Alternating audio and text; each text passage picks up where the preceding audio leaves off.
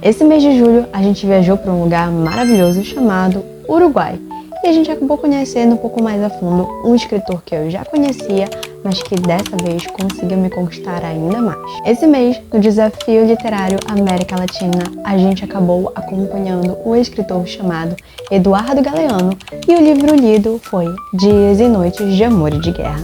É hora dos fantasmas. Eu os convoco, persigo, caço. Desenho-os com terra e sangue no teto da caverna. Me vejo com os olhos do primeiro homem.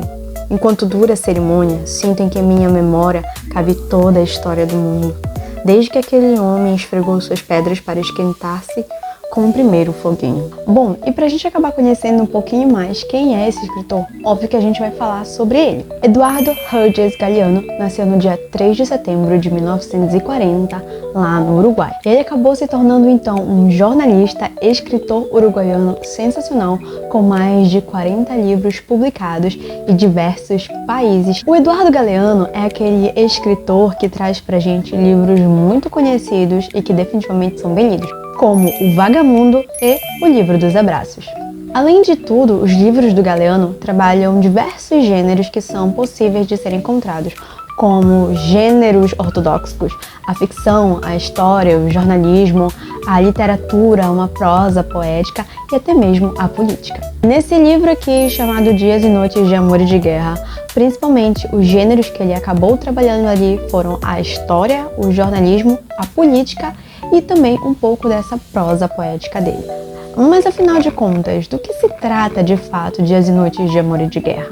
Bom, o livro nada mais é do que um breve, simples e ao mesmo tempo intenso relato que resgata a memória e o terror étnico e político pelo mundo, principalmente pela América Latina, em países como Chile, Uruguai, Argentina e até mesmo o Brasil. E essas histórias que ele acaba contando pra gente podem se misturar um pouquinho ali naquela ficção, né, de fazer com que o leitor pense, nossa, mas será se ele viveu isso? É um relato pessoal dele?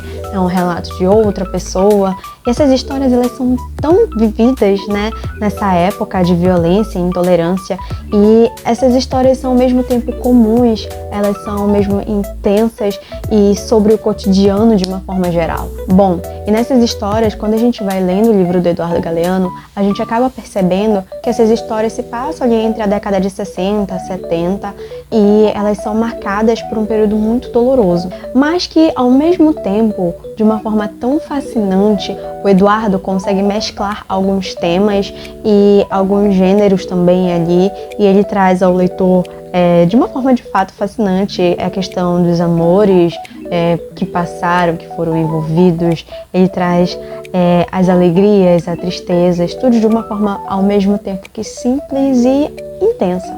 E se você tá gostando desse vídeo, não esquece de curtir, comentar, salvar ou compartilhar pra gente trazer cada vez mais conteúdos de autores da América Latina por aqui. E olha só, não esquece de acompanhar o desafio. Já saíram vários outros vídeos, né? Estamos mais da metade do ano e vamos até dezembro. E de fato, eu acredito que o livro do Eduardo Galeano, não esse somente, mas todos os outros dele, tem a questão da humanização de uma forma muito forte ali, adotada pelo autor.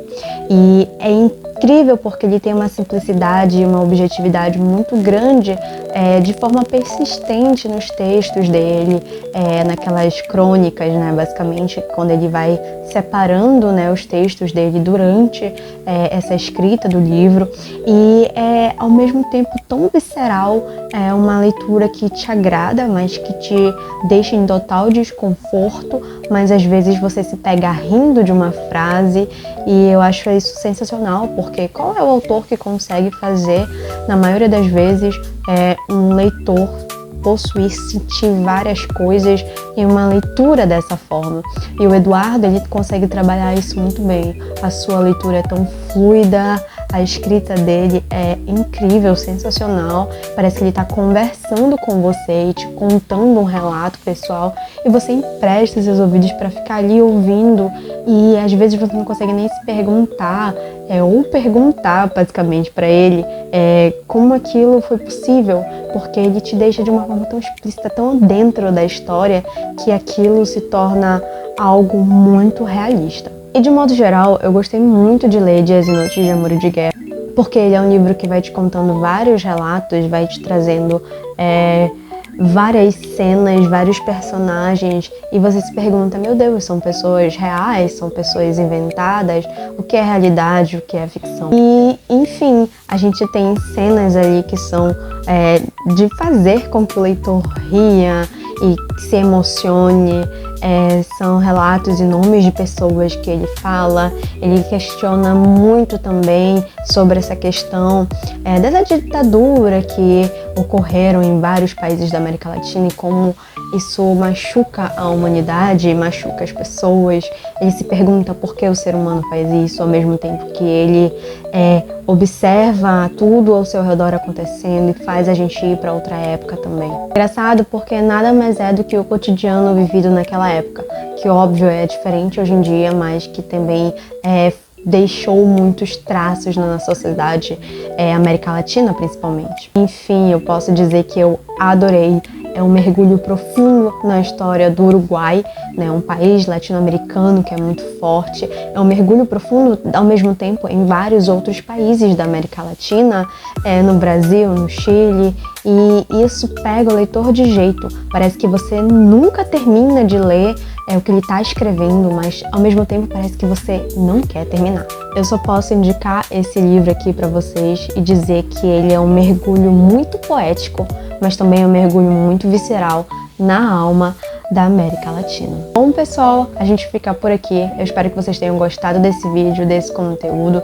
Não esquece do nosso combinado. Como eu falei, existem vários vídeos aqui no perfil desse desafio da América Latina para você conhecer cada vez mais autores que são brasileiros, argentinos, uruguaianos, chilenos, que de fato vale a pena a gente conhecer um pouco mais da história do país em que a gente vive e dos nossos países vizinhos.